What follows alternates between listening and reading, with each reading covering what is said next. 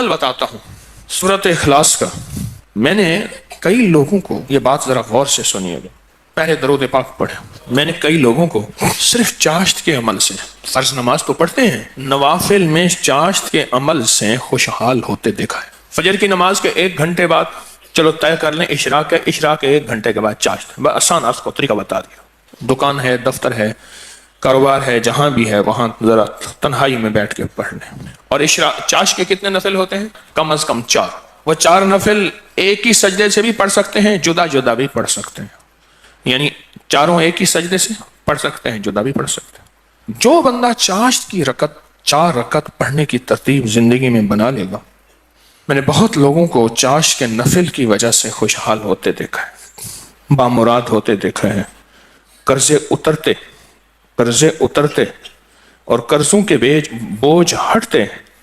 میں نے یہ دیکھا ہے، بہت تجربہ، بارہا تجربہ، اور زندگی کا ایک حصہ میرا گزرا ہے ان روحانی مشاہدات و تجربات میں. آج بھی طالب علم ہوں میں نے اس کے بہت تجربات دیکھے اور بہت مشاہدات دیکھے، اور حیرت انگیز تجربات، مشاہدات اس کے دیکھے ہیں کہ جو بندہ چاشت کے 4 رکعت کم از کم پڑھ لے، یہ 4 رکعت جو پڑھ لے گا، آپ اس پہ ٹائم نوٹ کیجئے گا، کبھی بھی 10 منٹ سے زیادہ نہیں لگتے. توجہ سے دھیان سے پڑھیں بھی تو 10 منٹ لگتے ہیں. پر یہ اشراق کے نفل، جو چاہتا ہے کہ میری نسلیں خوشحال ہو جائیں اور میری زندگی خوشحال ہو جائے، اور خوشحال بھی کیسی ہو، اور بتاؤں خوشحال بھی کیسی ہو، خوشحال بھی ایسی ہو کہ کسی کی نہ جیب پہ نظر پڑے، نہ کسی کی امداد ہو، نہ کسی کی مدد ہو، نہ کسی کا ہاتھ اوپر کا ہو اور میرا نیچے کا ہو. بالکل ایسا نہ ہو. اللہ غیبی نظام چلاتا ہے، اس کے خزانوں میں کوئی کمی نہیں ہے.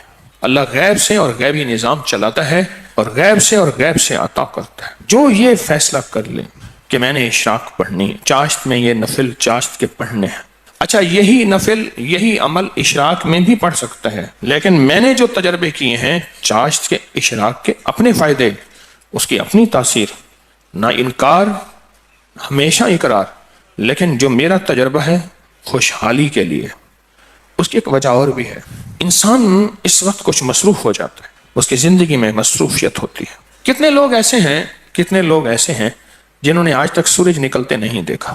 ایک صاحب مجھ سے کہنے لگے تسبیح خانے میں آنے کے بعد میں عید پڑھنے لگا، کیونکہ عید تو وہ پڑھتے جو صبح اٹھے، میں تو رات کے آخری پہر کو سوتا ہوں اور دن کے کتنے بجے اٹھتا ہوں، میں آج تک عید نہیں پڑھ سکا. چاشت کے نفل، سورۃ قل ہو اللہ اس میں شامل ہو اور سورۃ اخلاص اس میں شامل ہو. میں نے بہت لوگوں کو بتایا، بہت لوگوں نے اپنے تجربات مجھے بتائے اور مشاہدات مجھے بتائے. کیونکہ ابھی حدیث میں ایک لفظ آپ نے سنا، وہ یہ لفظ سنا ہے، صرف سورۃ اخلاص سے محبت کرنے والے کا بدلہ بھی جنت ہے. سورۃ اخلاص سے محبت کرنے والے کا بدلہ بھی جنت ہے. اب چاشت کی ایک رکعت میں، جو بندہ چاشت کی رکعت میں 1 بار علم نشرح اور 1 بار قل ہو اللہ، بس کوئی مشکل نہیں. یہ آج میں آپ کو عمل بتا رہا ہوں. پہلی رکعت میں سورۃ فاتحہ کے بعد 1 بار علم نشرح اور 1 بار سورۃ اخلاص، سورۃ قل ہو اللہ. پھر دوسری رکعت میں سورۃ فاتحہ کے بعد 1 بار علم نشرح، 1 بار قل ہو اللہ. تیسری رکعت میں سورۃ فاتحہ کے بعد 1 بار علم نشرح اور 1 بار قل ہو اللہ. اور چوتھی رکعت میں سورۃ فاتحہ کے بعد 1 بار علم نشرح اور 1 بار قل ہو اللہ. سورج نکلنے کے 1.5 گھنٹے بعد سے زوال کے وقت سے پہلے تک چاشت کا وقت رہتا ہے. سورج نکلنے کے 1.5 گھنٹے بعد سے لے کر زوال کے وقت سے پہلے تک، یہ کیلنڈر ہوتا ہے، آپ دیکھ لیں اپنے موبائل میں کہ زوال کا وقت کب ہوتا ہے. اس سے پہلے تک یہ جتنے بھی گھنٹے بنتے ہیں، ان سب گھنٹوں میں چاشت کا وقت رہتا ہے، چاشت کا وقت ہوتا ہے. یہ چاشت کا وقت بہت لمبا وقت ہے، اچھا خاصا وقت ہے، ہوتا ہے. یہ بھی بہت بڑی خوشخبری ہے کہ چاشت کا وقت مختصر نہیں ہے. ویسے بھی ایک بات مشورہ دوں، آپ چاشت کا عمل شروع کر دیں، موقع جب ملے چاشت کا عمل شروع کر دیں. اپنے من سے پوچھیں کتنی دیر موبائل کو وقت دیتا ہے، اپنے تن سے پوچھیں تو آپ من تن خود بولے گا کہ میں موبائل کو جتنا وقت دیتا ہوں اس سے زیادہ بہترین وقت اگر چاشت کو دوں. اور پہلی رکعت میں 1 بار علم نشرح اور 1 بار قل ہو اللہ، دوسری رکعت میں بھی، تیسری رکعت میں بھی، چوتھی. آپ 10 منٹ سے زیادہ ٹائم لگے گا ہی نہیں. دھیان سے پڑھیں، پھر 10 منٹ سے زیادہ وقت نہیں لگے گا. تو کیا خیال ہے 10 منٹ وقت دے کے اللہ کے خزانوں کی کنجیاں لے لیں؟ بولے. ہاں جی بتائیں, بولیں بتائیں, سارے بتائیں, جوان بھی بتائیں اور جاگتے بابے بھی بچائیں. ہاں جاگتے بابے سارے بتائیں کہ کیا خیال ہے 10 منٹ میں, بولے 10 منٹ میں کنجیاں لے لیں اللہ کے خزانوں کی, اللہ کے خزانوں کی کنجیاں لے لیں.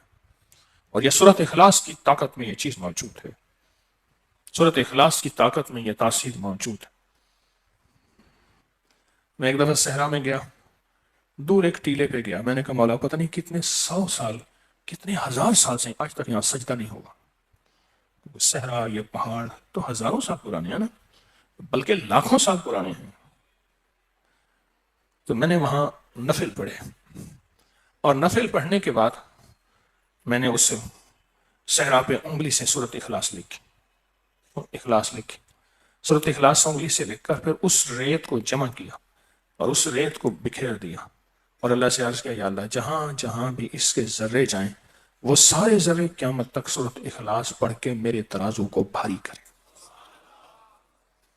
بس ایک عمل تھا, اور وہ اس کریم کی عطا کے بہانے ہیں, اس کی شفقت کے بہانے ہیں, اور اس کی مہربانی کے بہانے ہیں.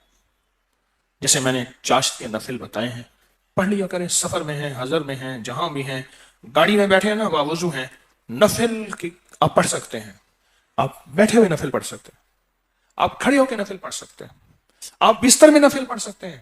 میرے آقا کا فرمان ہے بعض لوگ ایسے ہوں گے جو بستروں میں بیٹھ کے اللہ کا ذکر کریں گے اور سیدھے جنت میں جائیں گے. اللہ کا بڑا نظام ہے, میرا اللہ بڑا کریم ہے. دیکھیں دین نے جہاں رعایت دی ہے اس کو لینا بھی دین ہے, اپنی طرف سے رعایت نہ نکالیں. اگر رعایت دی بھی ہے تو اس کو لینا بھی دین ہے. جہاں رعایت نکالی اللہ نے دی ہے اس رعایت کو لے لیں, جہاں نہیں دی اس کو اپنی طرف سے خود ساختہ نہ کریں. اس رعایت لینے پہ اللہ راضی ہو جائے گا, اگر کوئی رعایت نہیں لی اس رعایت نہ لینے پہ اللہ راضی ہو جائے گا. کچھ چھوٹے چھوٹے عمل ایسے ہوتے ہیں جو زندگی میں بندہ شامل کر لے. پورے 24 گھنٹوں میں کتنے منٹ ہوتے ہیں؟ 14 سے 40 منٹ ہوئے. اس 14 سے 40 منٹ میں 10 منٹ بھی نہیں اپنی زندگی کے لیے, اپنی نسلوں کے وقت, نسلوں کی خوشحالی, نسلوں کی تمنگری, نسلوں کے لیے عزت دولت برکت کے خزانے, راحت رحمت کے خزانے, نسلوں کے لیے اتنا وقت نہیں ہے ہمارے پاس. سورج نکلنے کے 1.5 گھنٹے کے بعد سے جو شروع ہوا کب تک رہا؟ اور بعض روایات میں ہے سورج نکلنے کے 1 گھنٹے بعد, کیونکہ سورج نکلنے کے 20 منٹ بعد تو عشاء کا وقت شروع ہو جاتا ہے.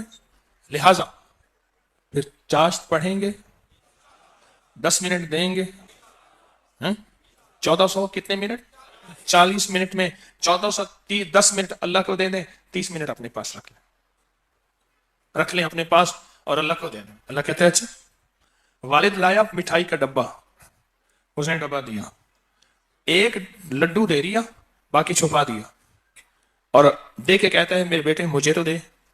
بیٹا چھپاتا ہے, اگر دے دیتا ہے تو خوش ہو کے کہتے ہیں نہیں میں تیرے لیے لایا تھا, یہ سارا ڈبہ تیرا ہے.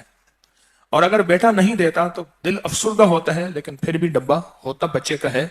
میرا اللہ کہتا ہے 1440 منٹ دیے ہیں, 10 منٹ مجھے دے دے, تیری نسلوں کو خوشحال کر دوں گا.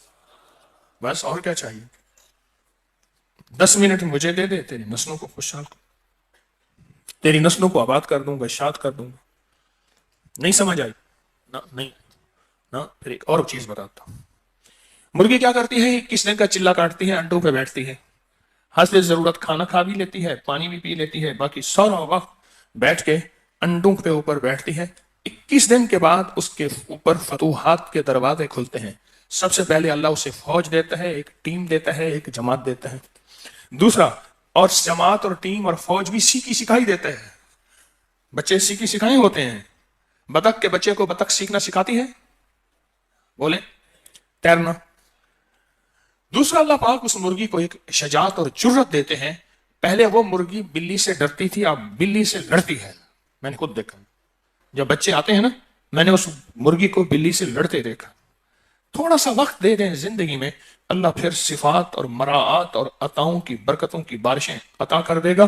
آپ 10 منٹ زندگی میں اللہ کو دے دیں، 10 منٹ دے دیں 24 گھنٹوں میں، اور 4 رکعت نفل پڑھ لیں چاشت کے، اور پہلی رکعت میں علم نشرح اور قل واللہ، اسی طرح چاروں رکعتوں میں دعا منگ کے اٹھ جائیں، اللہ کا معاملہ اللہ کے صبر کریں، اللہ غیب کے خزانے سے برکتوں، عزتوں، دولتوں کے اور رحمتوں کے، خوشحالیوں کے، عطاؤں کے عرشوں پہ فیصلے لکھ دے گا، فیصلے لکھ دے گا، عرشوں پہ فیصلے لکھ دے گا۔